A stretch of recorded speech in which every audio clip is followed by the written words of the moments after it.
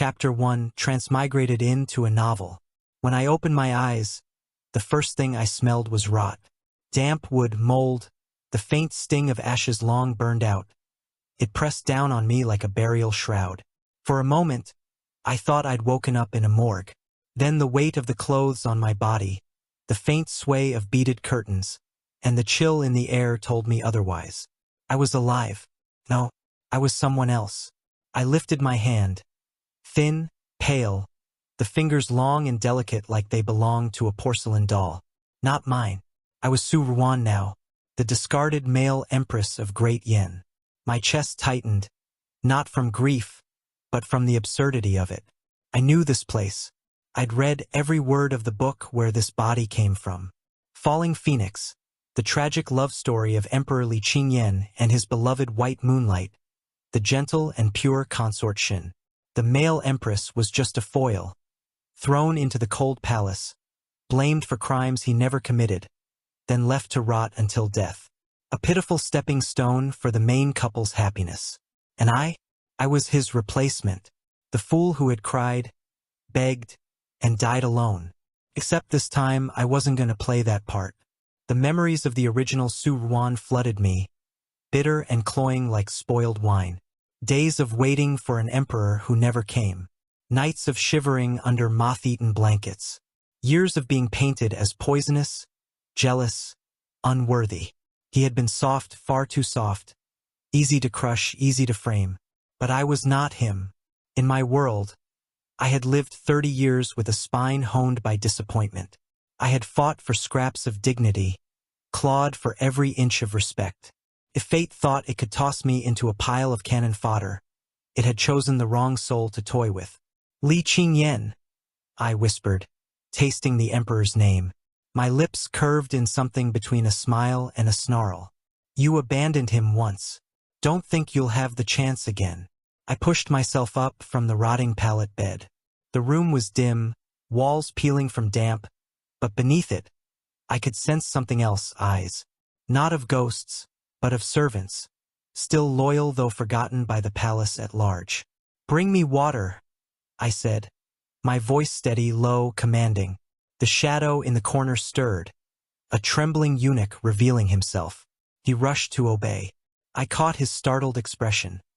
Clearly, this was not the same whimpering, broken master he had served yesterday. Good. Let them feel the shift. The days of Su Ruan being a passive victim were buried here with the mold. When the basin of water arrived, I stared into the reflection that rippled on the surface. A face like carved jade, thin from neglect yet arresting, the eyes dark and sharp even under exhaustion. This was a face wasted in misery in the novel. This was the face of a man written to be forgotten. But I would make sure they remembered. As I washed, I sorted through the original story's timeline. The next conspiracy should already be brewing. The poisoning of the Empress Dowager. Everyone would soon be pointing at me. The evidence, the timing, the witnesses. It had all been crafted by noble consort Meng, the emperor's trusted beauty. It was her hand that crushed the empress's reputation, not his. And yet, Li Qingyan never questioned it. He believed the lies, cast Su Ruan into the cold palace, and poured all his affection onto Shun, the so-called white moonlight. This time, I wouldn't just clear my name. I would cut the roots of their schemes before they bloomed. Master, do you wish to rest? The eunuch asked. Rest? How could I? I had been reborn into a pit of vipers. Resting would only mean giving them another chance to sink their fangs into me. No, bring me ink, brush, and paper, and food. Real food, not scraps. He hesitated, then nodded and scurried away. When he was gone, I stood by the cracked window, staring at the faint glow of lanterns far beyond the cold palace walls. Somewhere in that grand expanse, Li Qingyan sat on his dragon throne, certain his empire was in his hands. Somewhere in his chambers, Shun played his gentle act, showered in the emperor's favor. Somewhere in the shadows, noble consort Meng sharpened her claws. And here I was, the forgotten empress. I let the night wind wash over me, and I laughed softly. Forgotten? No. This empire would learn soon enough. The man they abandoned would not only survive. He would rise. Chapter 2: Rotten Walls, Sharpened Mind. The cold palace was meant to break people. Its silence seeped into the bones. Its damp rot ate away at spirit and will. The original Su-Ruan had crumbled here, piece by piece, until there was nothing left but a husk that could be conveniently swept away.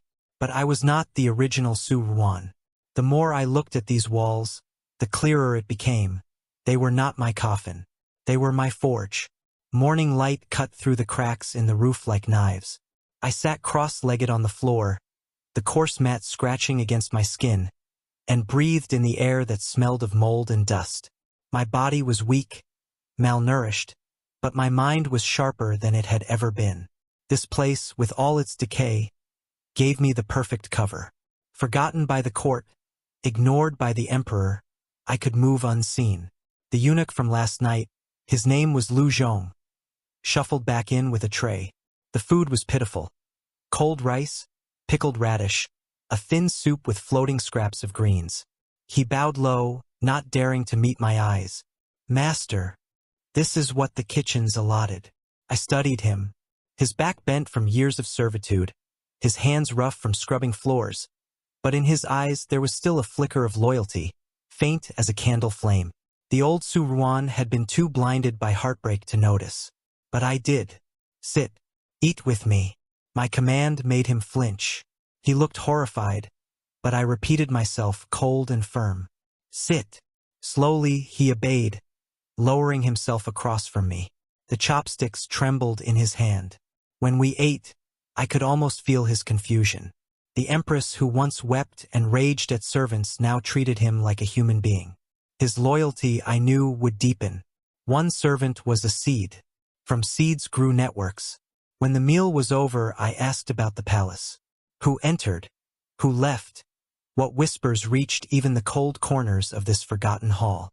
Lu Zhong hesitated at first, but when he spoke, he spilled more than I expected. Servants were invisible after all. They saw everything.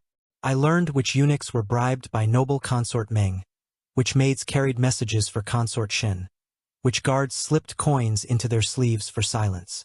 The picture formed in my mind, a web thin but deadly, and every strand connected back to Meng. "Master, why do you ask these things?" he asked. I set my chopsticks down and met his gaze. "Because they will come for me again. And when they do, I will not be the one to fall." His eyes widened. Fear. Awe. A small, dangerous seed of hope. Good. Later, I explored the cold palace itself. The walls were cracked, the doors warped, but the place was large enough to hide secrets. In one abandoned storehouse, under a pile of rotted cloth, I found an old chest. Inside, inkstones, brushes, half-used candles, a chip dagger, tools of survival forgotten by time. I tested the dagger's edge against my thumb. It still cut. The cold palace was meant to be a cage. To me, it was becoming an armory. By nightfall, I sat by a candle, writing. Lists of names, movements, possible allies. I wrote in a cipher only I could read. To anyone else, it was meaningless scribbles. To me, it was the beginning of a war plan. The original story's timeline echoed in my head. Soon, the Empress Dowager's poisoning would shake the court. All evidence would point to me. That was how the novel went. That was how the pitiful Su-Ruan had been crushed. But this time, I would already be waiting with my claws unsheathed. The candle flickered low, shadows twisting on the cracked walls. I dipped my brush again and wrote the name at the center of my web. Meng Yuan, noble consort, snake, murderer. And then, just beneath it, another name, Li Qingyan, emperor, betrayer, my so-called husband. My hand stilled. The brush dripped ink, black staining the paper like blood. My chest did not tighten with longing as it once might have. Instead, there was only steel. You will regret, not because I crave your affection, but because I will show you the worth of what you cast aside. I blew out the candle and let the darkness embrace me. The cold palace was silent again, but not empty. In its heart, a storm was quietly gathering. Chapter 3: Whispers of Poison. The third morning since my awakening, the air in the cold palace felt different, Too sharp, too heavy, like the silence that hangs before a storm. I didn't need to wait long before the whispers reached me. Lu Zhong entered, his face pale, hands trembling as he set down the tray of food. Master, there is talk. The Empress Dowager has fallen ill. Very ill. Some say it is poison. Poison. My lips curved, but no warmth touched my expression. So it had begun. The first move in noble consort Meng's carefully laid game. I reached for the tea, the steam faint, the taste bitter on my tongue. And who do the whispers name? Lu Zhong lowered his head until his forehead nearly touched the ground. They say it is you, master. I almost laughed, not in amusement, but in disbelief at how easily history repeated itself. I had barely set foot outside these ruined walls, and yet poison still seeped into my hands in the eyes of others. That was Meng Yuin's brilliance. She didn't need me to act. She only needed me to exist as a convenient scapegoat. Good, I said. Lu Zhong's head shot up, his eyes wide. Good? But master, do you think I fear their words? Let them come. Let them throw their accusations.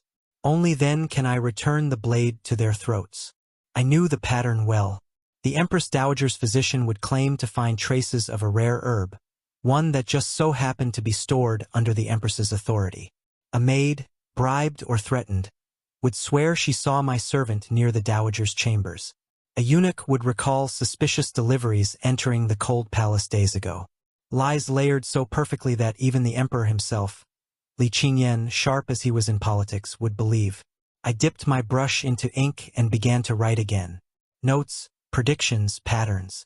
Each piece of testimony Meng Yuin would fabricate. Each step she would take to tighten the noose. Knowledge was my weapon, and I held it sharper than any dagger. Lu Zhong, send a message. Find the physician who attends to the Empress Dowager. Discreetly. I want to know what herbs he used in her last prescriptions. He hesitated. Master, I fear discovery.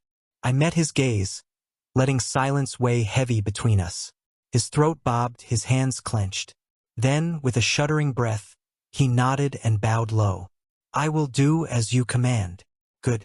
The candle flame of loyalty was catching.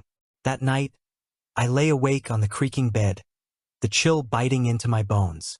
In the distance, I could hear faint drums, the restless energy of the palace as rumors spread like wildfire. My mind replayed the novel's scenes, the court session where I had once stood accused, shamed, condemned by the emperor's own words. I remembered the author's description of Su Ruan's tears, his pleas that no one believed. Pathetic. I turned on my side, staring into the dark. I would not beg. I would not cry. If they wanted a scapegoat, I would give them a wolf instead.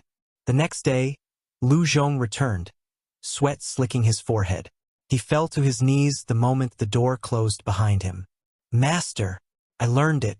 The physician prescribed ginseng, angelica root, and a rare flower called red frost blossom. I froze. Red frost blossom, poisonous if brewed with certain herbs. And, in the original tale, the exact ingredient Meng Yuin used to frame Su Ruan. A slow smile spread across my lips. Perfect. By dusk, the summons came.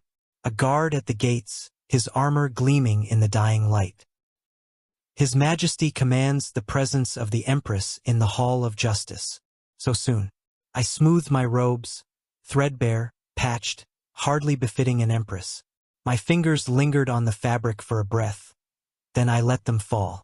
Clothes did not make an empress. Power did.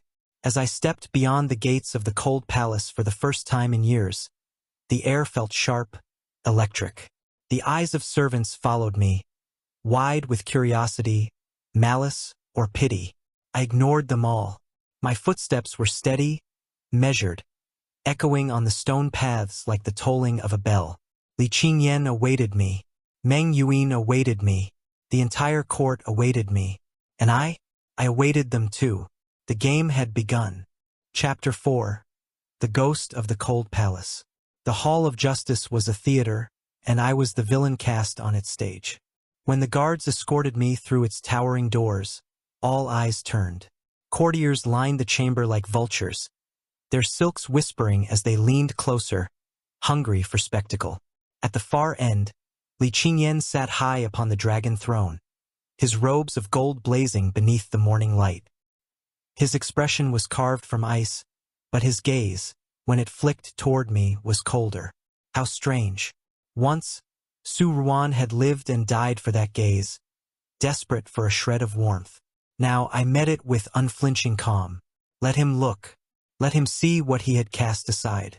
Bring forth the accused, the chief minister intoned. I walked forward.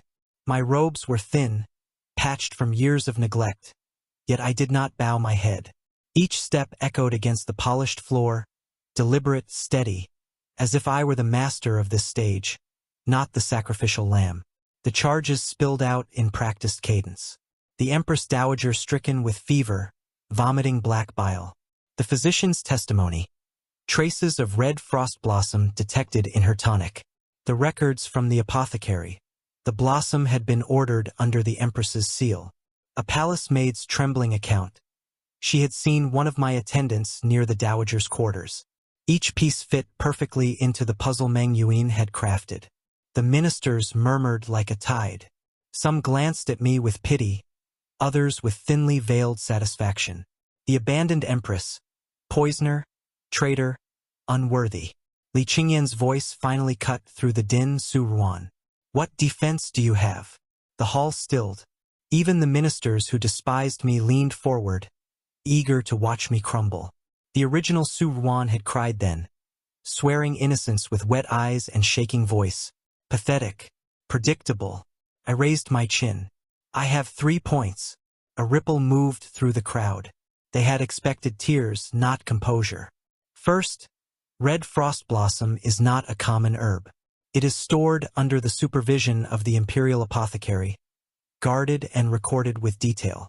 Tell me, which lowly servant of the cold palace would have the means to bribe officials and forge those records? If such things can be falsified so easily, then the court should tremble, for any man here could be accused tomorrow. Gasps, murmurs, shifting feet.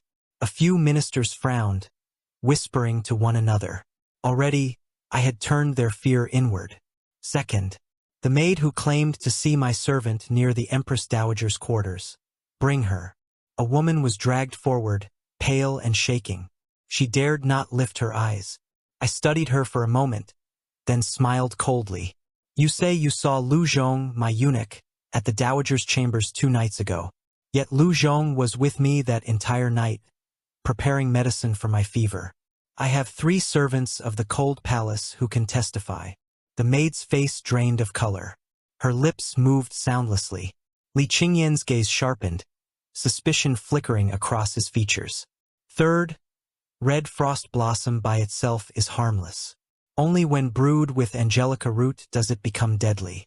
And who prescribed angelica root for the Empress Dowager's tonic? Not I, not my eunuchs, but the imperial physician himself. Should he not be questioned why such a combination was given at all? The hall erupted. Ministers spoke over one another, shock and confusion breaking their composure.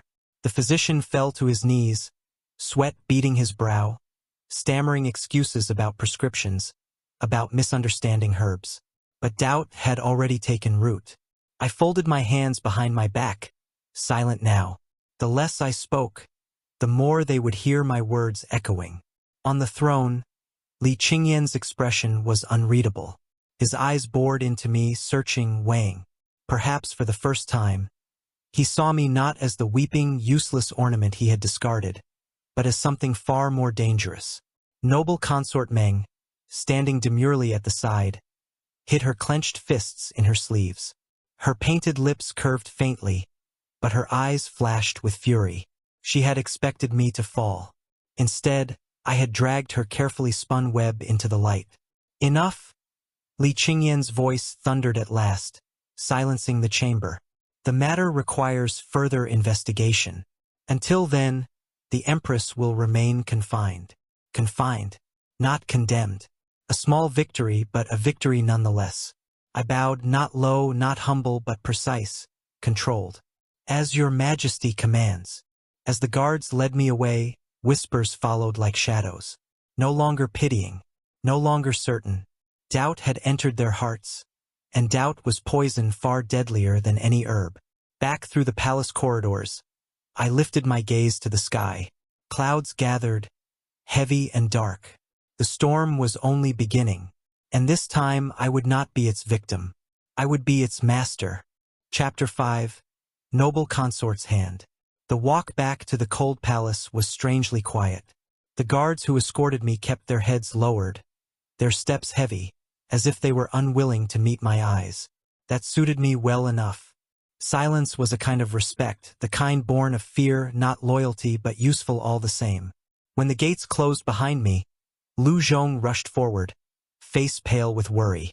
"Master, I heard the court session. Are you?" I lifted a hand, silencing him. Still standing.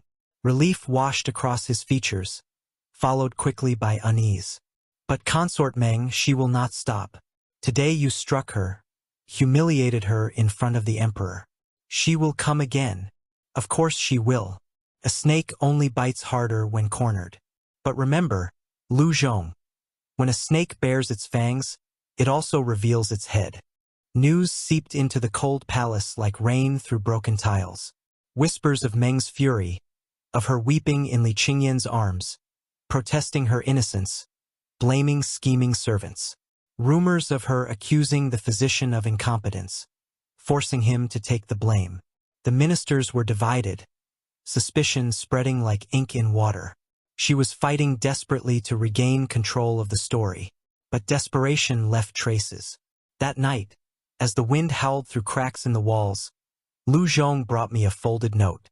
"Master, a maid loyal to us passed this. She overheard Consort Meng's people arguing." I unfolded the slip. Inside were hastily written words. "Dispose of the maid. She knows too much."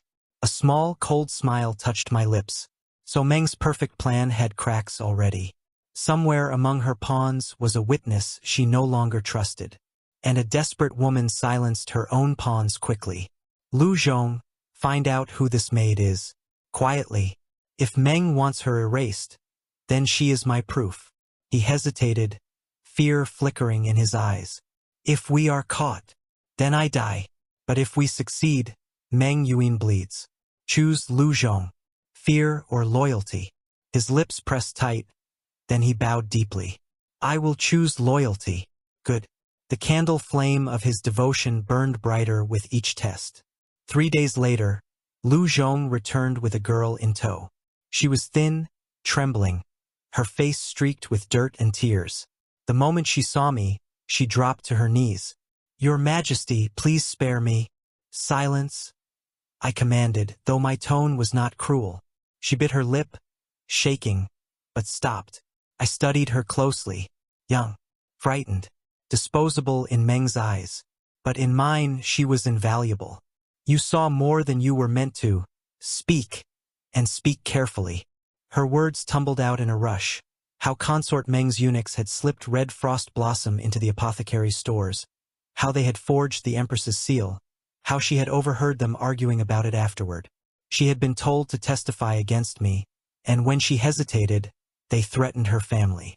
Every detail fit perfectly with what I already knew. It was almost too easy. But the truth often was simple, raw, and dangerous to those who built lies. "Do you wish to live?" I asked her. She froze, then nodded frantically. "Then you will remain here, hidden. Lu Zhong will see to your safety. When the time comes, you will speak before the court again. But this time with the truth." Her tears spilled faster. She pressed her forehead to the floor. "Your Majesty, I will obey." That night, I stood at the cracked window, staring at the palace lights flickering in the distance. Somewhere beyond those walls, Meng Yuan thought herself untouchable, weeping sweetly into Li Qingyan's arms, playing the wronged beauty. Somewhere, Li Qingyan likely held her, offering comfort, blind to the blood she spilled in his name. Once, such thoughts would have broken Su Ruan's heart. Now they only sharpened my resolve. Let Meng weep. Let her play her part. The more she struggled, the deeper she tangled herself. When the moment came, I would reveal her poison to the world, and Li Qingyan would have no choice but to see who had truly stood loyal all along. I closed my eyes, feeling the weight of the storm pressing closer. The cold palace had tried to break me. Instead, it had become my war room. Meng Yuan, I whispered into the night, my voice low and sure. You think you hold the board, but the game is already mine. Chapter 6. The court erupts. The summons came at dawn. The guards' faces were tight, their postures stiff as they announced the emperor's order. Once again, I was to appear in the Hall of Justice. The Empress Dowager's health had worsened in the night, and suspicion now pressed harder upon me like a knife to the throat. Lu Zhong hovered nervously as he adjusted my robes, his fingers fumbling with the frayed collar. Master, they will push harder today. The ministers whisper that His Majesty is leaning toward execution if blame is proven. Good. The closer they press, the sharper my counter will strike. The Hall of Justice was even more crowded than before. Ministers stood shoulder to shoulder, their fans fluttering as they exchanged murmurs. At the throne, Li Qingyan sat like a sculpture of gold and ice. His gaze swept over me briefly, no warmth, no recognition of the bond that should have bound us. Perhaps that was better. It freed me of any lingering chains. Beside him, noble consort Meng stood in snow-white silk, her eyes downcast, her expression the very picture of sorrow. But I saw the satisfaction hidden in the curve of her lips. She thought today would end me. The charges were repeated, fiercer this time. The Empress Dowager's condition worsens. The evidence remains unchanged. The apothecary records, the physician's testimony, the maid's witness. The chief minister's voice droned on, each word a nail meant for my coffin. When he finished, the hall erupted in cries for punishment. The empire cannot suffer a poisonous empress. His Majesty must act decisively. Li Qingyan raised a hand, and silence fell. His eyes pinned me cold and sharp. Su Ruan, what say now? I stepped forward, my steps echoing like drumbeats. My voice was clear, cutting through the charged air. What I say, Your Majesty, is that the truth has yet to be heard. The ministers stirred uneasily. I let the pause stretch before raising my hand. Bring her in. The doors opened, and Lu Zhong entered with the girl we had hidden. She stumbled to her knees in the center of the hall, her face pale, but her voice, though trembling, carried to every corner. This servant must speak the truth. The noble consort's people forced me to lie. I never saw the Empress's servant at the Dowager's chambers. I only saw Eunuch Han, consort Meng's man, carrying the red frost blossom. They threatened me. If I spoke differently, my family would die. The hall exploded. Shouts, gasps, accusations flung like arrows. Several ministers looked toward Meng Yuan with wide, uncertain eyes. She, to her credit, did not flinch. But I saw her nails digging into her palms, her composure cracking for just a breath. I stepped closer, my voice cool and sharp as winter steel. Your Majesty, I said before, red frost blossom is guarded in the apothecary. For it to reach the Empress Dowager's chamber, someone with influence far greater than mine must have intervened. This girl's testimony names that influence. Shall we call for Eunuch Han and question him under oath? For a moment, silence stretched, heavy and suffocating. Then Meng Yuan's voice broke it, soft and trembling. Your Majesty, this is slander. A frightened girl's words cannot outweigh the loyal service of my household. I turned to her slowly, meeting her eyes across the hall. If it is slander, then why order her death? The girl's head snapped up, tears spilling as she cried. I heard it, they told each other. Dispose of her, she knows too much. The court descended into chaos. Ministers shouted for investigation. Some demanded the girl be flogged for lies.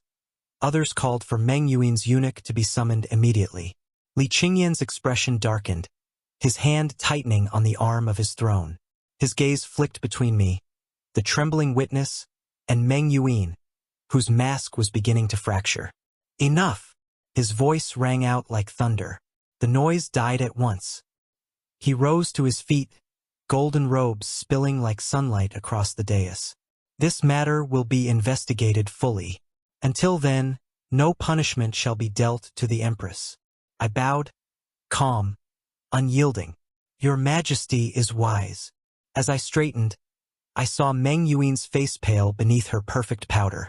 She had thought to bury me today. Instead, she herself now stood on unsteady ground.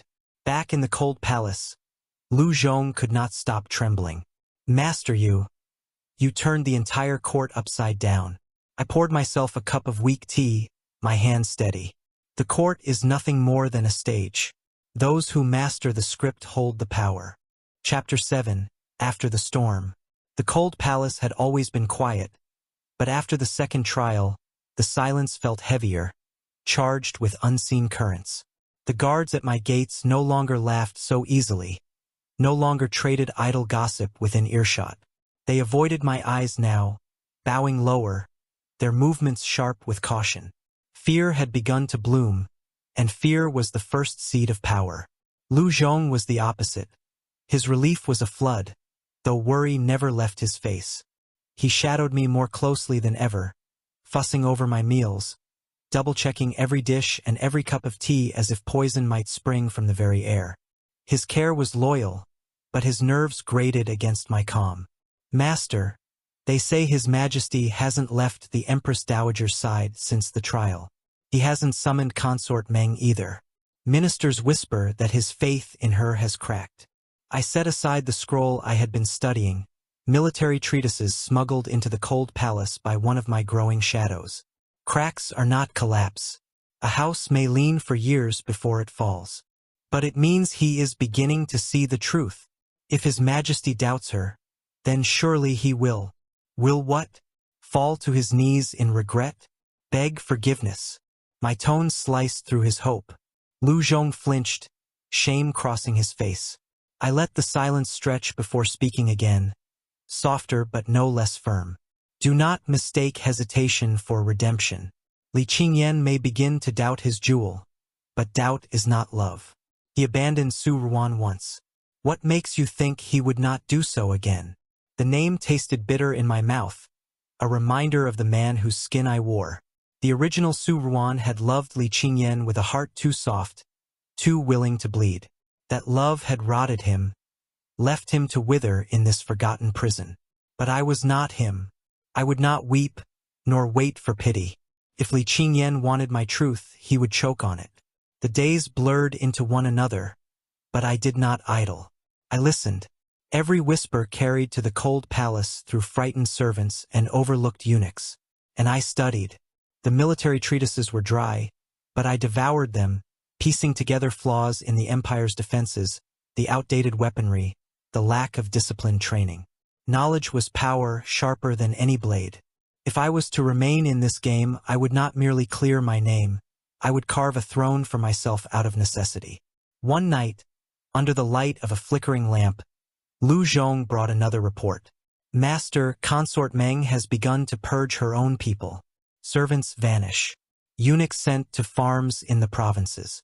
She is cutting away loose tongues. I smiled faintly. A cornered fox gnaws at its own leg. Each pawn she destroys weakens her, leaves fewer hands to do her bidding. Soon she will be alone, her beauty her only shield. Lu Zhong hesitated, then asked, "And His Majesty? Do you not care what he thinks?" I turned to him, meeting his gaze without flinching. Care? Tell me, Lu Zhong. Why should I waste thought on a man who cast me aside without trial, without even lifting a hand to seek the truth? His regret, should it come, will mean nothing to me. My worth is not bound to his whims. At dawn, a messenger arrived at the gates. For the first time since my abandonment, it was not an edict of punishment or another restriction. It was a summons. His Majesty Li Qingyan requested my presence.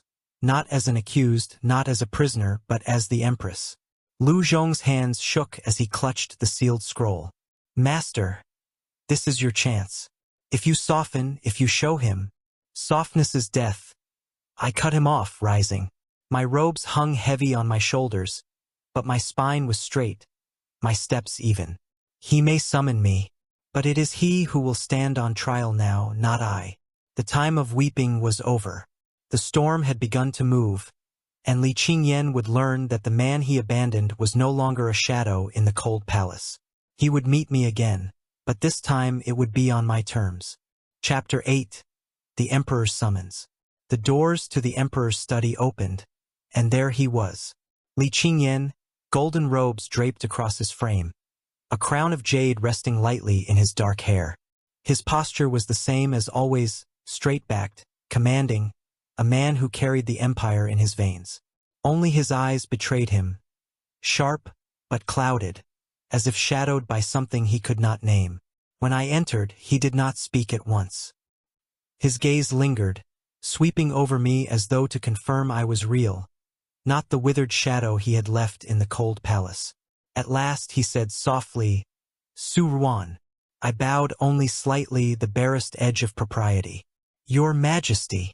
The silence stretched, taut as a drawn bow. He dismissed the eunuchs with a flick of his hand until only we remained. Then he rose, closing the distance between us with measured steps. His eyes searched my face, my posture, the cool line of my mouth. "You have changed." I met his gaze without flinching. "No, Your Majesty. I have always been this. It is only now you choose to see." His breath caught, so subtle most would have missed it. He studied me for a long moment before asking, "Do you hate me?" A lesser man might have answered with tears, with broken pleas for love or justice. But I was no longer that lesser man. Hate? No. Hate requires that I still care. You took that from me when you abandoned me to rot. What I feel for you now is nothing. The words struck him. I saw the faintest tremor in his hands, quickly stilled, the tightening of his jaw. For a man who commanded millions, it must have been rare to face words sharper than swords. He turned away, pouring himself wine. His voice was lower now, rougher. "At court, you humiliated Meng Yuan. You exposed her pawns. Do you know what that means? That she fears me, and fear is useful."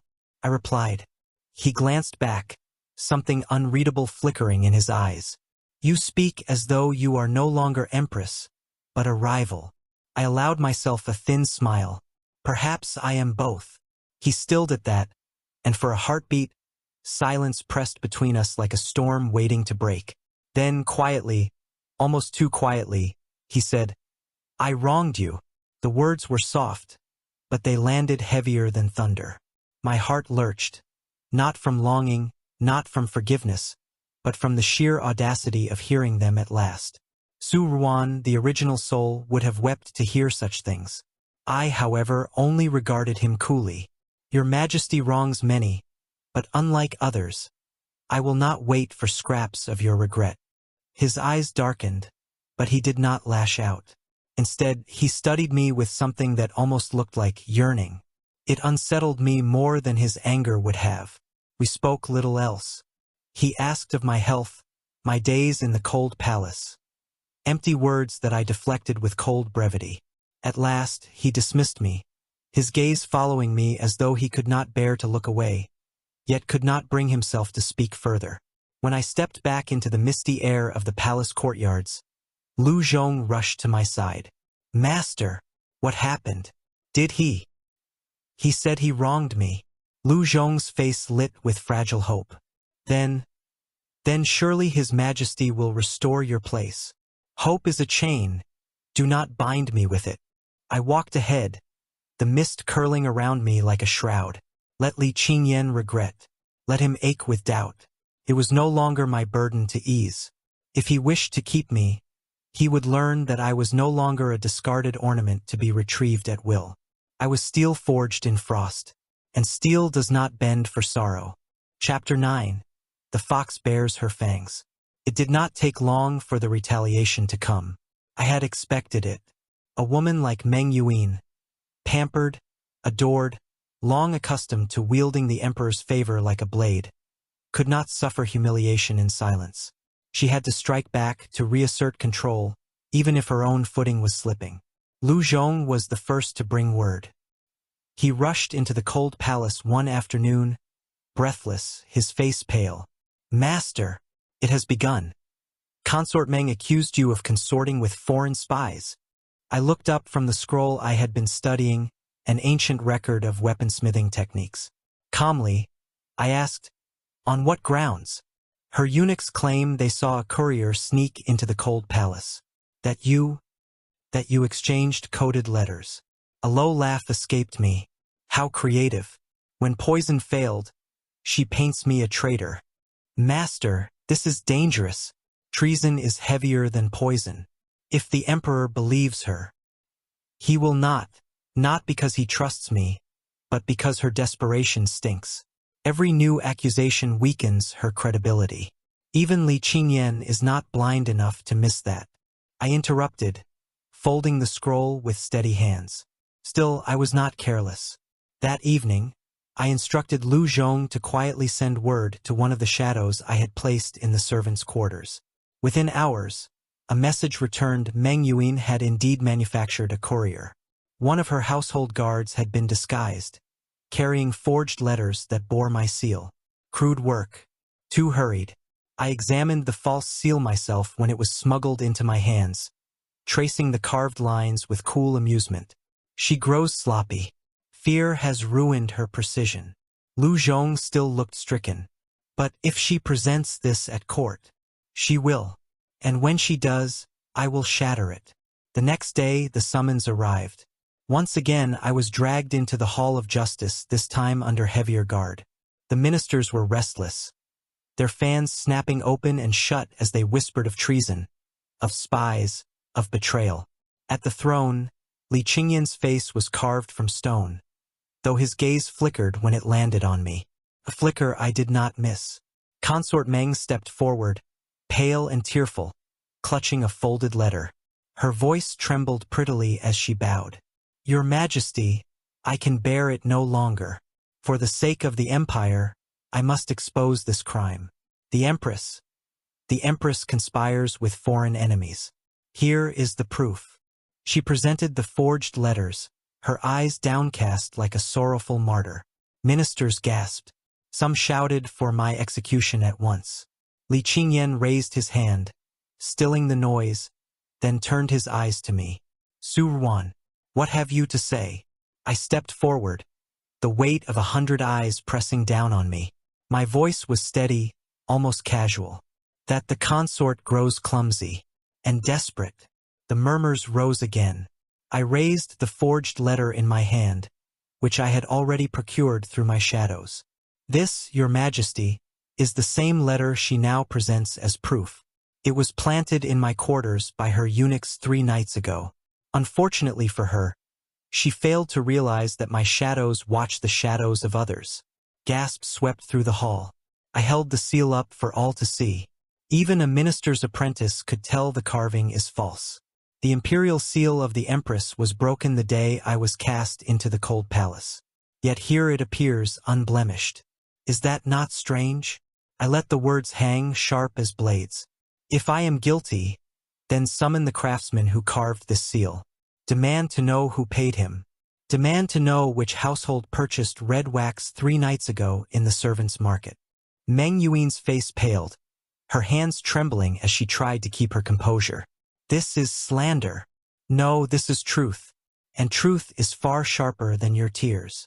I said, my voice slicing through hers. The hall descended into chaos again. Ministers who had shouted for my blood now muttered among themselves, wary of being on the wrong side of history. Some even looked at me with something close to respect. Li Qingyan's face was unreadable, but his eyes never left mine, dark and storm-tossed. At last he raised his voice. This matter shall be investigated. Until then, the Empress remains under protection. No one is to move against him. A victory, small but sharp. Back in the cold palace, Lu Zhong nearly collapsed in relief. Master, you were brilliant. You turned her trap against her.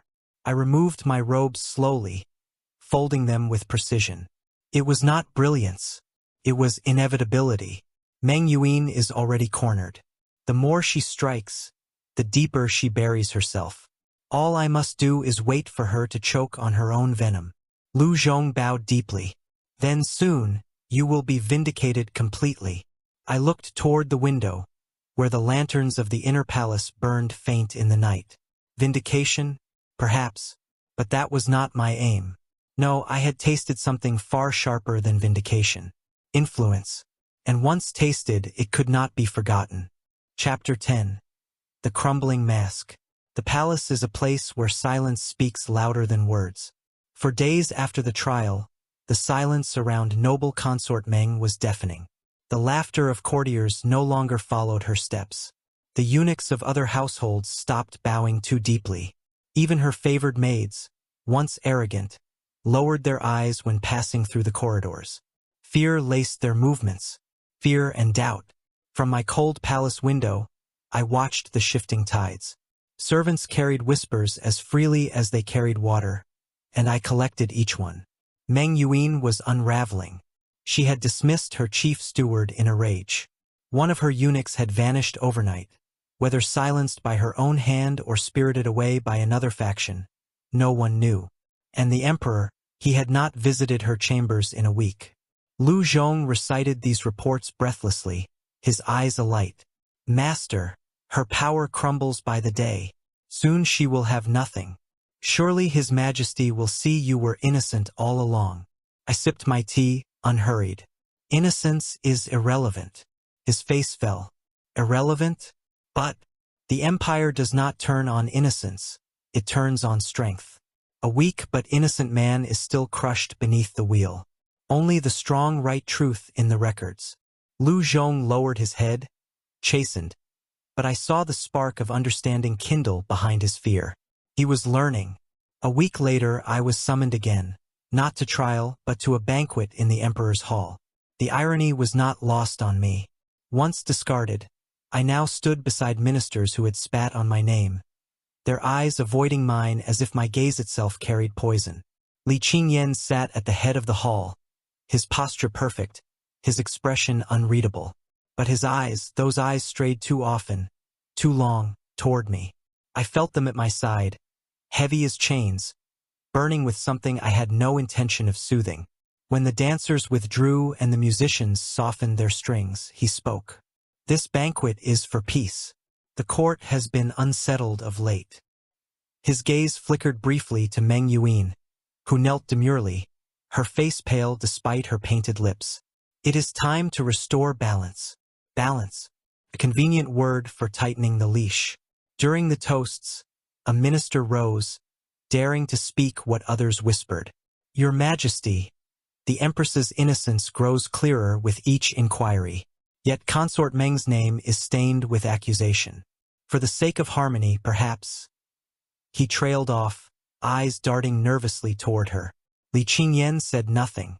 The silence stretched. Meng Yuan trembled, her hands clenching in her lap, though her face remained a mask of wounded dignity. At last, she spoke, her voice soft and broken. If my presence troubles the court, then I shall step back. I ask only that His Majesty remember the years of loyalty I have given. It was well acted, I will grant her that. But the hall no longer swooned for her tears. Too many seeds of doubt had been sown. I raised my cup calmly, taking a slow sip, and said nothing. My silence was more cutting than words. For the first time, Meng Yuan did not dare to meet my eyes. Later, when the hall had emptied and I prepared to return to the cold palace, Li Qingyan stopped me. Stay. The word was quiet, but heavy. I turned, meeting his gaze. The golden light of the hall caught on his features, sharpening the angles of his face. Once those eyes had been my son.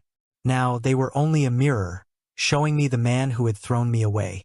What does your Majesty require? I asked. He studied me, his lips pressing thin. At last, he said, You are not the same man I abandoned. Abandoned? At least you name it truthfully. A muscle in his jaw tightened.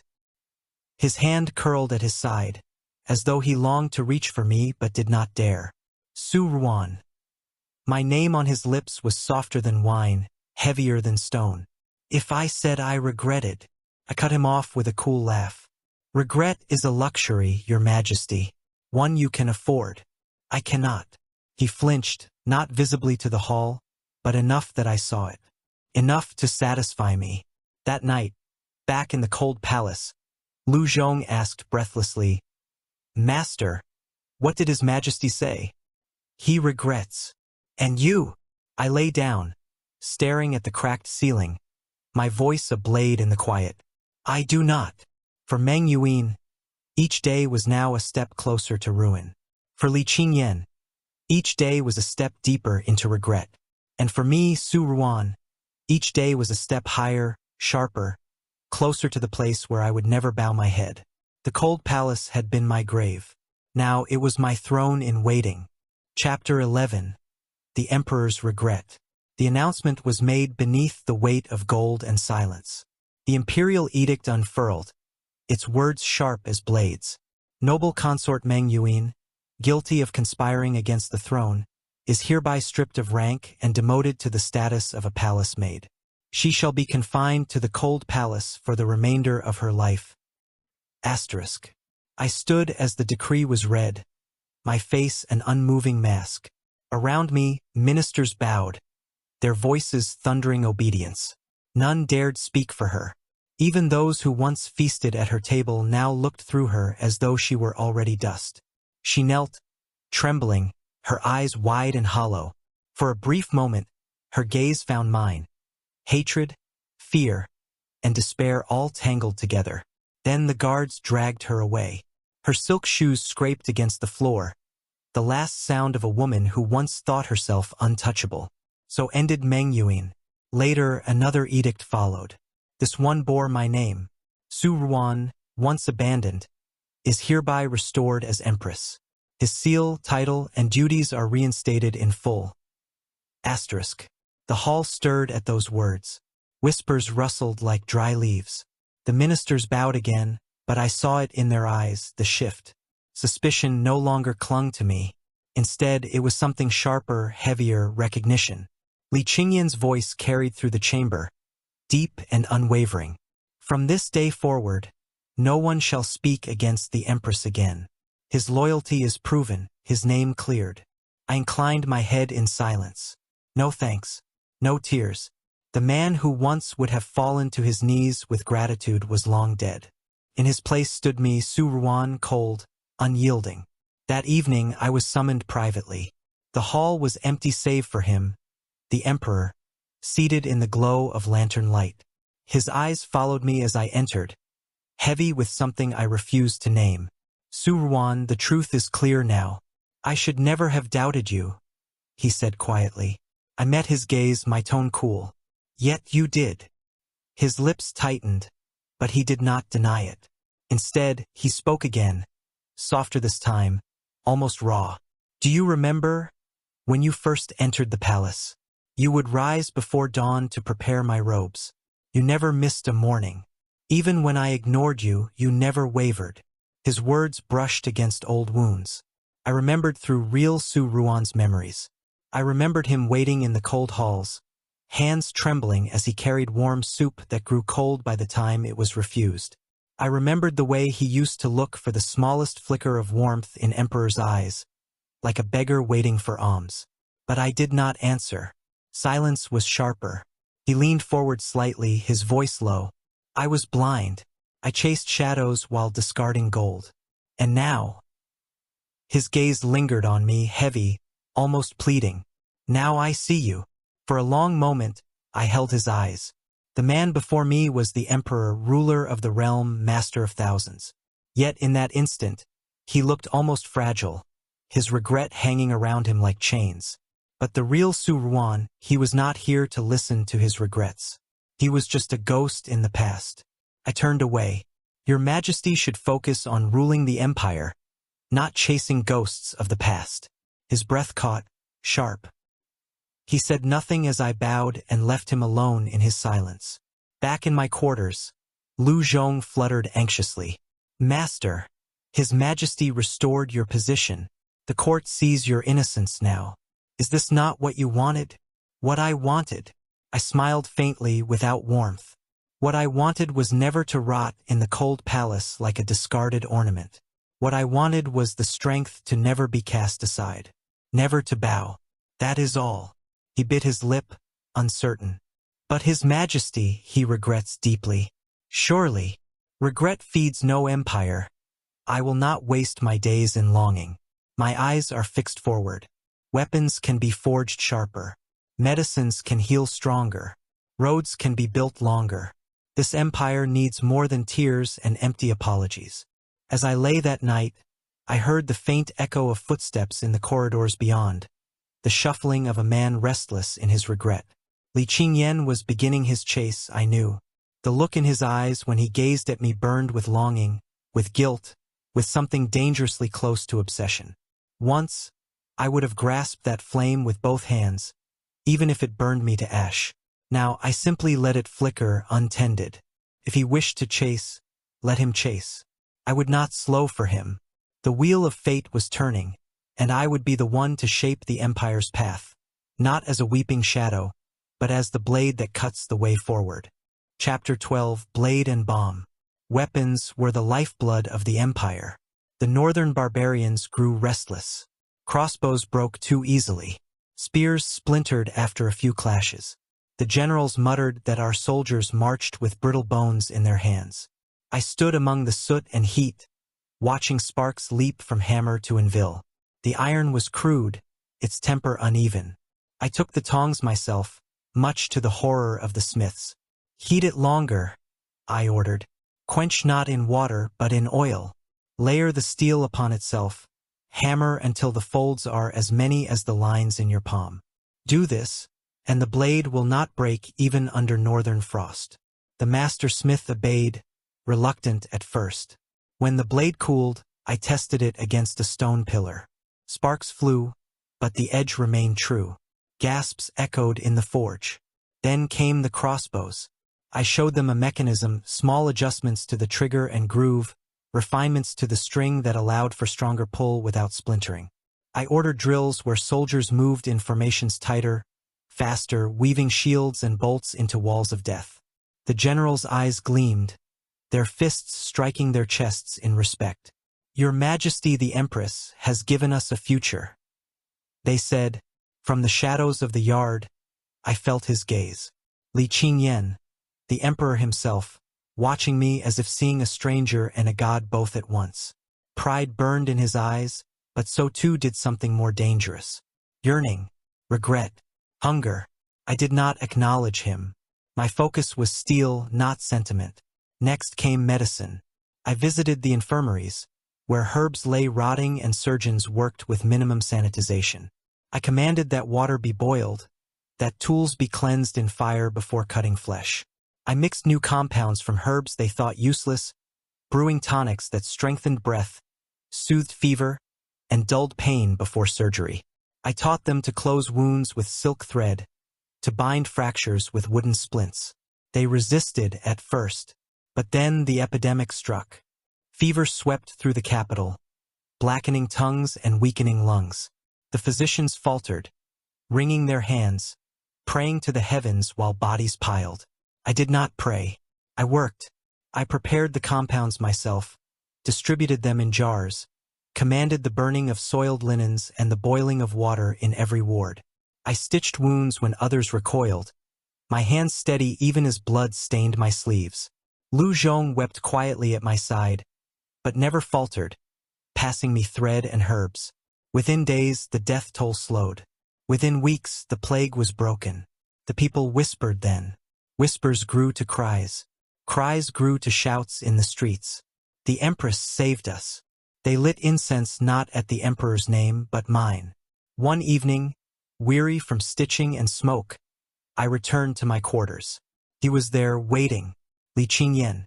His robe still bore the dust of the barracks. His eyes still carried the echo of the forge's fire. You stood among soldiers today, he said, his voice low, heavy. You stood among the sick and dying, and they looked to you as though you were the heavens themselves. I poured water, drank, and replied, I am not the heavens. I am merely efficient. Your Majesty. His hands clenched at his sides. Efficient? Ruan, you have given the Empire steel that will not shatter, medicine that heals where we once buried the sick. You gave them hope. I met his gaze at last, my voice cold. Hope is not a lover's gift. It is a ruler's duty. He flinched as though struck. Yet his eyes never wavered, locked on me with that same maddening mixture of pride and hunger. Every day you stand higher, and every day I find myself chasing after you, he whispered. I turned away, extinguishing the lamp. Then keep running, Your Majesty. I do not wait. Outside, beyond palace walls, the people burned incense to my name. In the barracks, soldiers sharpened steel that did not break. In the infirmaries, patients rose from beds once marked for graves. And in the emperor's eyes, I saw it, the truth he could no longer escape. I was no longer his abandoned shadow. I was the blade and the bomb, the empire's savior. And he, its emperor, was the man who had thrown me away. Chapter 13. The Bedchamber Battle. The summons came draped in velvet and authority.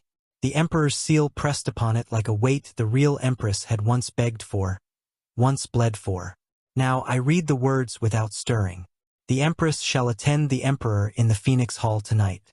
Lu Zhong paled when he saw it. Master, you need not go. You can refuse. After all you endured. I folded the edict calmly. Refusal invites weakness. I will go. But I do not go to yield. The Phoenix Hall had not changed. Its walls glowed with lantern light. Its bed of gold and silk spread wide like a maw waiting to devour. Once, I had trembled upon those steps, heart wild with hope that never bore fruit. Tonight, I walked with measured calm, each step a blade. Li Qingyan stood waiting, robes of midnight, crown of jade, the weight of the empire in his bearing. Yet his eyes betrayed him, dark, restless, gleaming with hunger and something rawer, desperation. Ruan, he said, my name falling from his lips like a plea dressed as command. I inclined my head. Your Majesty summoned me. I am here. His gaze flickered, unsettled by my composure. Still he reached, fingers brushing my sleeve as he drew me toward the bed. Too long, he murmured, as though he had suffered exile instead of me. Tonight you return to me. He pressed me down against the silk, his breath hot against my throat. Once this would have undone this body. Once the Empress would have clung to him, begging for scraps of affection. But tonight was different. As his weight leaned over me, I moved. A shift of hips, a twist of wrists, a surge of strength born not of desperation but of control. In a breath, the tables turned. He found himself beneath me, pinned against his own silks, my hand firm against his chest. Shock widened his eyes. Ruan. I silenced him with a gaze sharper than any blade.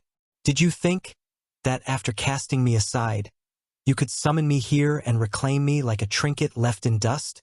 I said quietly, each word deliberate. His breath came fast, uneven. Yet there was no anger in his face. Only astonishment and something darker. Desire, ignited by reversal. I leaned closer, my voice low against his ear. This bed is no throne of yours. Not tonight. If you wish to claim me, you should never have abandoned me. Now, it is you who will be claimed. I pressed him deeper into the silks, my strength unyielding. His body trembled beneath mine, not in resistance, but in surrender. The mighty emperor, master of armies and court, lay pinned under my weight. His crown tilted askew, the jade pin slipping free, strands of black hair spilling across the pillow. His composure, once unshakable, shattered before my eyes. Ruan, what are you doing? His voice cracked, caught between plea and wonder, heavy with disbelief. I lowered myself, my breath brushing against his lips. Teaching you that the throne is not the only place you can be stripped of your command. His eyes widened, pupils dark with heat. He tried to speak, but my mouth claimed his before he could. The kiss was not gentle. I pressed against him hard, demanding, my tongue forcing past his parted lips as he gasped. His hands shot up, gripping my arms, not to push me away, but to hold on as though the world spun out of his grasp. Ruan, he whispered again when I finally tore my lips from his, a faint sheen of saliva glistening between us. His breath was ragged, his chest heaving beneath my palm. This is madness. Madness, I repeated, letting my mouth drift lower, tracing the line of his jaw with slow, deliberate kisses. Or truth. My teeth grazed the soft skin of his throat, just enough to make him gasp. Then I licked the spot, soothing, savoring the salt of his skin.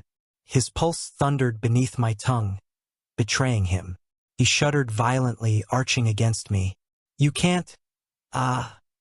His protest broke into a strangled moan as I latched onto the curve of his neck, sucking until crimson bloomed beneath the pale skin. A mark. My mark. He clutched at my shoulders, his nails biting through fabric. Juan. His composure crumbled further. The Emperor, who commanded armies with a word, now writhed beneath me, reduced to panting gasps and trembling pleas. His body betrayed him, arching into every touch, chasing every kiss. You were supposed to yield to me, he whispered hoarsely, his voice breaking even as his hips lifted involuntarily against mine. I pulled back just enough to look him in the eye, my hand pressing firmly against his chest to keep him pinned. No, I said, voice sharp as steel. That time has passed. You abandoned me once. Now you will learn what it means to be claimed. His lips parted as if to deny me, but the only sound that escaped was a strangled whimper when I kissed him again, deeper, harder, until he was breathless and clinging desperately. The shock of reversal burned through him, and then, like dry tinder, it caught fire. His cries echoed in the golden chamber, ragged and unrestrained. Pride gave way to passion, command to surrender. He arched beneath me, consumed by a storm he had never imagined, never prepared for. Juan, don't stop, please, he whispered against my mouth, the plea raw, broken, utterly unlike the man who once cast me aside. I silenced him with another kiss, fierce and claiming. For the first time, the Son of Heaven had yielded, not to war, not to fate, but to me. When at last the fire ebbed, he lay sprawled in silks, his chest heaving, his crown long fallen. His eyes, dark, fevered, stayed locked on me as though I had become the only reality left in his empire. You will ruin me. His voice was hoarse, trembling. I rose, gathering my robes with unhurried calm. No, I will remake you, if you can endure it. He reached for me, desperate, but I stepped away. His hand grasped only empty air. As I left the Phoenix Hall, I heard his voice call after me, raw and unsteady. Juan! But I did not turn back. The night wind cooled my skin as I stepped into the courtyard. Behind me, the Emperor lay in silks, enthralled and undone. The balance had shifted irreversibly. Once I had been the abandoned ornament. Now I was the storm he could neither command nor resist. And for the first time he knew it. Chapter 14. An heir unexpected. The news arrived like thunder over clear skies. Whispers at first, trembling on the tongues of physicians too frightened to speak. Then bolder voices. Then the court itself. The Emperor carried life within him. In this realm, rare though not impossible, such miracles occurred. Yet never had the Empire seen it before. Never in the seat of the Son of Heaven. Ministers clutched their scrolls as though they might shield them from truth. Concubines paled, their painted faces cracking. And the court seethed with both awe and dread. I alone did not flinch. When the physicians confirmed it, I stood at the Emperor's side, my hand steady upon his shoulder. His Majesty bears the heir of the Empire, I declared, my voice ringing through the golden hall. This is no omen of chaos, but the blessing of heaven itself. Any who dare to whisper otherwise will find themselves silenced beneath heaven's will. The words carved fear into the hearts of the assembly. None dared to speak against me. None dared to question. The Emperor, my Emperor, sat beside me, his face pale, his fingers gripping mine as though to anchor himself. In that grip I felt his fear, his uncertainty, but also his trust. Behind closed doors, he was no longer the untouchable sovereign. He lay in silken bedding, one hand over his still flat belly, eyes shadowed. "Juan," he whispered, raw and unguarded. "What if the child, what if I?" I pressed my palm over his, firm, grounding. "You will not fall. Not while I stand." He turned his face to mine then, eyes wet with something I had never seen in him before. Not pride, not command, but vulnerability. And in that vulnerability, love deeper than obsession. A dependence that bound him to me more tightly than chains ever could. The months passed. I shielded him from court intrigue, cutting down whispers before they bloomed. Ministers who dared question were dismissed. Those who supported the throne's stability flourished. The palace, once divided, bent beneath my will. Beyond its walls, reforms spread like wildfire. The new steel kept borders secure. Medicine saved thousands in towns and villages. Farmers praised the granaries that no longer ran empty. And with each passing day, the people's reverence for the Empress grew louder, until my name was spoken with devotion once reserved for gods. Noble consort Meng Yuan rotted forgotten in the cold palace. The white moonlight, once treasured, had faded into memory. The empire no longer looked to them. They looked to us. Then the day came. The emperor labored long into the night. His cries shook the Phoenix Hall, and for the first time, I saw him undone by something no power, no army, no decree could shield him from. I held him, whispered steadiness into his ear as he clung to me, trembling, fighting, breaking. And then, life's cry split the silence. Our child, red-faced and furious, lifted into the air by trembling hands. Li Qingyan sobbed as he cradled the newborn, his strength gone, his crown cast aside, only a man and a father left. Tears streaked his face as he pressed his lips to the child's brow. "Our son," he whispered, voice breaking. "Juan, our son." I stood beside him, gazing upon them both. For once, I did not need to be steel nor ice. For once, I allowed the warmth in my chest to surface. My hand rested over his shoulder, steadying him as he had once steadied me. In the days that followed, the empire rejoiced. Firecrackers burst through the streets, banners hung from walls. The people sang in unison. "Heaven has blessed us. The emperor and empress have given us an heir." And in the heart of the palace we ruled. Not as a ruler and an ornament, not as a master and his discarded shadow, but as two sovereigns, partners bound by power, by devotion, by fire that neither betrayal nor regret could extinguish. I remember that evening. The child slept in Li Qingyan's arms, his tiny breaths soft against the emperor's chest. Li Qingyan smiled with a peace I had never thought him capable of. His free hand reached for mine, gripping tight, as though afraid I might vanish. I stood at his side, no longer abandoned, no longer cast aside. My gaze swept over the golden halls, over the empire that now thrived not because of one, but because of two. And in that quiet, as Li Qingyan held our child and I stood beside him, I knew I was no longer the forsaken empress. I was the sovereign heart of the realm.